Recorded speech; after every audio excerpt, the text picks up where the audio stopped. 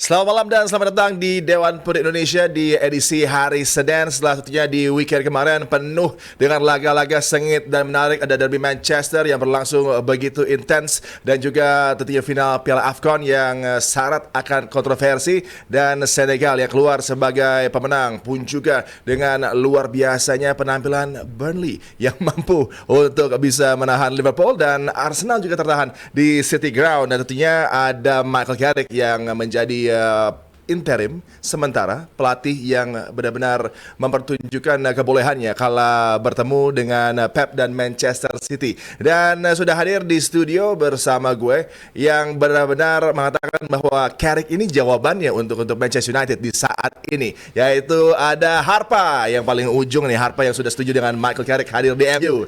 Halo. Selamat malam. Dan tentunya ada manusia setengah Cina yang yakin Arsenal akan kehilangan 2 poin di City Ground bertemu dengan Forest, yaitu Sabto Haryo Rajasa. Halo. Dan tentunya di tengah ini dia reigning Santini JMTV Award winner 2025 dan juga fans dari Real Madrid dan Arsenal, Binder Singh. Selamat datang kembali. Yang gue salah kok gak disebut? Gue salah soal Dorgo itu disebut dong harusnya. Ya, kita akan bahas detail tuh tentang Dorgo dan gimana pendapat dari Binder nih tentang Dorgo. Apakah lo udah merubah pendapat lo? Nanti kita akan bahas dengan lebih detail. Tapi tentunya malam ini kita buka dengan luar biasanya persaingan yang tersaji di Piala Afrika. 1 bulan penuh dengan aksi-aksi dan gol yang begitu spektakuler, sensasional, tapi juga tidak terhindarkan dari kontroversi dan drama. Dan di pagi hari tadi ada drama yang benar-benar mungkin hanya akan terjadi di AFCON yang membuat kita juga agak bingung, tapi juga pada akhirnya mungkin bergembira juga melihat bagaimana ada selebrasi yang bisa dilakukan oleh Sadio Mane dan Senegal. Dan mungkin gua akan langsung menuju ke Sabto dulu. Dengan kita membahas jalannya laga ini tentunya akan sangat panjang, tapi sebelum kita bahas ada satu momen di mana di menit ke-97 ada foul yang mungkin akan dikatakan sangat soft tapi berujung dengan penalti untuk Maroko. Dan kemudian ada delay 17 menit karena nanti juga akan kita bahas drama sebelum adanya penalti yang bisa dieksekusi. Tapi dalam situasi momen untuk memenangkan sebuah laga mungkin menjadi tendangan terakhir, Panenka menjadi jawaban yang disajikan oleh Brahim Diaz. Apakah itu tepat?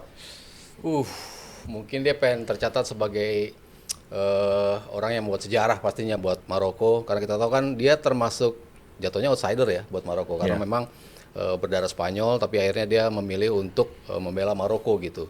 Dan itu terjustifikasi dengan perjalanan dia menuju final, di mana dia bisa mencetak 5 gol di setiap pertandingan.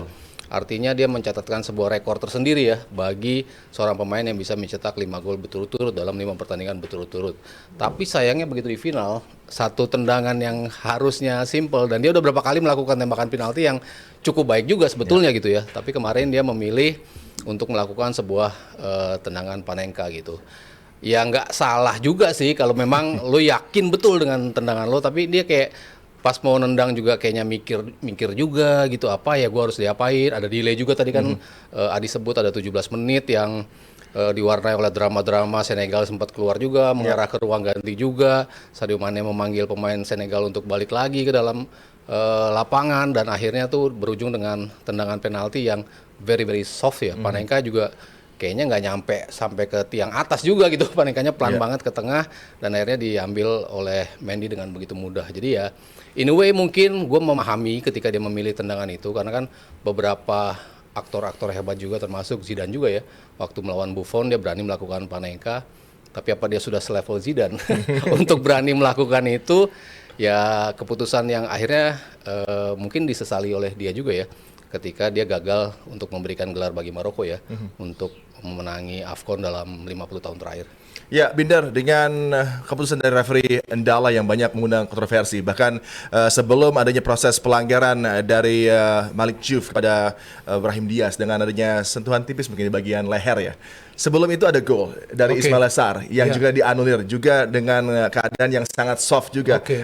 yang dipantau dan dipandang oleh mungkin tim Senegal sebagai satu keadaan yang merugikan. Tapi kemudian tak lama berselang ada itu tadi penalti kontroversial Oke. yang didapat oleh Maroko. Tapi kemudian juga dengan Brahim Diaz, ini pemain Real Madrid, Ya. melakukan Panenka di momen dimana harusnya bisa mempersembahkan gelar AFCON untuk Maroko, tapi akhirnya gagal. Ya, kita kan sekarang ngomong dia salah kan karena dia gagal. Seandainya dia masuk itu bisa sejarah juga bagi dia. Kan? Ya. Jadi gue pikir bagi seorang pemain ya dia perlu mengambil resiko itu. Cuman dalam hal ini gue ngelihat Mendy sih yang bagus. Ya. Karena Mendy itu gak bergerak sebelum dieksekusi oleh Diaz. Jadi Mendy yang membaca karena beda halnya jika Mendy jatuh kemudian ada refleks ya Ya. mungkin dengan tangan atau kaki. Tapi dia baca itu arah bola itu. Jadi dengan gampang dia bisa tangkap tanpa juga dia perlu jatuh. Dan kalau kita bicara soal wasit memang dari pertengahan Piala Afrika ini memang wasit ini sudah banyak yang kritisi. Ya, Sudah banyak yang kritisi gitu dan kalau kita bahas soal wasit sampai kiamat pun nggak akan habis. Karena wasit itu punya sudut pandang mereka tersendiri. Iya. Dan gue kan bukan pengamat wasit. Jadi ya bagi gue ini hal-hal yang biasa terjadi kontroversi yang membuat sebuah event lebih menarik untuk dibahas. Ya. Kan seandainya gak ada kontroversi seperti ini gak menjadi sebuah hal yang akan dibahas kemana-mana. Tapi ini kan kemana-mana. Bahkan gue yang gak nonton pun mau tidak mau gue harus nonton tayangan ulangnya. Ya. Karena kan kita bisa melihat di aplikasi yang berbayar itu. Karena insiden ini gue pengen tahu. Tapi gue fast forward sampai ke jelang ini insiden gitu. Ya. Jelang 10 menit terakhir.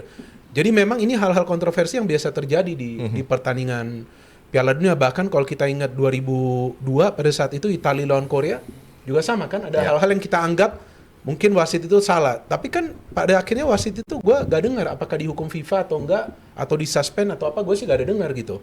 Jadi itu memang adalah perspektif wasit, tapi pada intinya yang gue gak suka yang pelatih Senegal itu suruh walk out. Ya. Nah itu gue pikir gak sportif juga. Kenapa dia suruh walk out begitu? Hal-hal seperti ini bisa saja terjadi di pertandingan lain, tapi masa walk out sih gitu. Ini kan sesuatu hal yang aneh gitu. Itu yang disesali juga oleh pelatih dari Maroko kan, Ya. yang Regragui ya kalau nggak salah namanya. Kenapa harus walk out sampai berapa 15-17 menit pertandingan Ya, betul. tertunda? Itu juga ada sedikit banyak pengaruhnya juga ke eksekusi dari Brahim Diaz karena lama itu kan. Jedanya itu kan nggak gampang itu Ya. bagi para pemain, mereka juga sudah dingin. Tapi dengan melakukan itu ya gue pikir yang diuntungkan adalah Senegal. Dan memang secara permainan hampir imbang juga lah, sama-sama bagus. Mungkin banyak yang favoritkan Maroko, tapi Senegal ini kan punya beberapa pemain muda yang sebetulnya di Eropa juga udah mulai bersinar Iya. nih. Plus beberapa pemain senior, salah satunya Sadio Mane, yang bisa meminta teman-teman yang lain keluar, ayo main. Bahkan dia nggak mau masuk sebetulnya itu betul, ke locker room betul. kan. Nah, dalam hal ini gue pikir lebih baik yang jadi pelatihnya itu Sadio Mane, bukan pelatih itu. Itu mah kayak pelatih kampung menurut gue, suruh walk out. Iyalah, ini kan pertandingan internasional final disoroti juga oleh dunia. Tapi kenapa lu suruh player lu walk out? Artinya lu gak sportif dong. Ya. Ya, ya. Ya, ini yang menarik ya, karena Sadio Mane dianggap sebagai figur yang begitu sentral dalam upaya untuk menggelar lagi laga setelah sempat terhenti, dan pelatih Pape Thiaw dengan kontroversinya yang menyuruh para pemainnya untuk minggir dan bahkan ke locker room ya untuk tidak lagi berlaga. Ini juga menjadi satu momen yang begitu mungkin memalukan juga, dan Mane mengatakan bahwa AFCON ini harus dijaga, Afrika harus mendapatkan nama yang wangi dan tidak seperti ini harus berakhir. Kalau saja tidak dilanjutkan tadi Harpa, kalau saja Senegal tidak memiliki Sadio Mane, bukan tidak mungkin laga akan berhenti di situ ya, dan akan membuat situasi AFCON menjadi sama sekali tak nyaman dengan misalnya penalti akan diambil oleh Brahim Diaz dengan gawang kosong dan kemudian Maroko juara. Tentunya ini sangat-sangat tidak elit untuk dipandang dan tidak etis untuk terjadi, dan Anda melihat dengan apa yang disajikan Mane sebagai leader ini luar biasa untuk membuat para pemain lainnya juga setuju dengan dia untuk kembali beraksi, dan bahkan outcome-nya justru di perpanjangan waktu mereka tampil sensasional. Ya, yang menarik di sini dilihat sebenarnya bukan hanya soal walkout-nya, soal Panenka Brahim Diaz-nya, tapi as a whole turnamen ini menarik. Ya. Dramanya dapat, kemudian finalnya juga mau merepresentasikan Afrika, what so called Afrika dengan Afrika Utara, kemudian juga kontroversinya dan lain-lain. Dan kalau gue sedikit menarik dari filosofi, disinilah bisa kita lihat keadilan itu lo mesti cari. Lo nggak bisa nunggu keadilan itu hadir di depan rumah lo. Kenapa? Ya kita lihat ada berbagai kontroversi, mulai dari fans alokasi tiket yang juga bermasalah, kemudian tadi yang dikatakan Buat sahabat gua, wartawan Binder. bermasalah nggak? wartawan juga bermasalah. Yang dikatakan rekan gua Bung Binder sampai kiamat juga bahas wasit nggak habis ya. Kemudian juga tadi Mas Hari sudah mention juga soal media yang memboikot ya setelah pertandingan begitu pelatih Senegal masuk, which is banyak yang berpendapat lu kan media kan harusnya lu netral gitu kan. Kemudian juga ada yang anduknya Mendy mau diambil, tapi kemudian dengan heroik pelatih kipernya itu menjaga, itu kan lu memperjuangkan keadilan kan. Lu dizolimi beberapa kali tapi mereka fight. Itu yang gue lihat lebih menarik di pergelaran kali ini. Nah, kalau soal yang Brahim Diaz tadi betul. Gue sangat sepakat apa yang dikatakan Bung Binder. Kalau itu masuk, kita nggak akan ngomong begini. Nah, hanya yang menjadi masalah kalau gue nih jadi di posisi dia. Nah, ini biar ngait nih dengan Mas Aryo bilang, gue siapa ya gitu.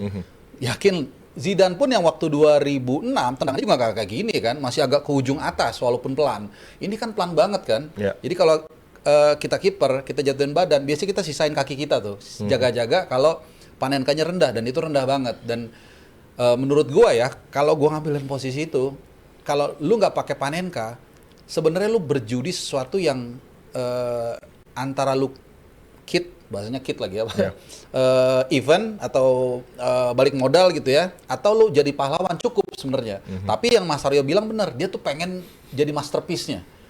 Menit terakhir match winner, golin Panenka, dia mau ambil semua tuh. Jadi menurut gue nih orang intelijensinya bagus, tapi mungkin emotional controlnya dia kurang bisa ngukur. Harusnya udah deh gue main safe aja deh, hantam kanan selesai gitu. Tapi ya again kita ngomong di sini enak ya. Mungkin kalau kita di dalam posisi dia juga nggak segampang itu gitu. Ya, dan yang luar biasanya di tambahan waktu bagaimana PUBG dengan gol indahnya ini mengunci title bagi Senegal dan menjadi ending yang luar biasa bagi Sadio Mane. AFCON terakhir kemungkinan besar dan Koulibaly juga memberikan kesempatan bagi Mane untuk yang mengangkat piala ya dengan gol involvement yang luar biasa sepanjang karirnya, 11 gol 9 assist di AFCON, sangat tepat untuk menutupnya dengan title yang didapat di Maroko walaupun syarat dengan kontroversi. Dan berikutnya menuju ke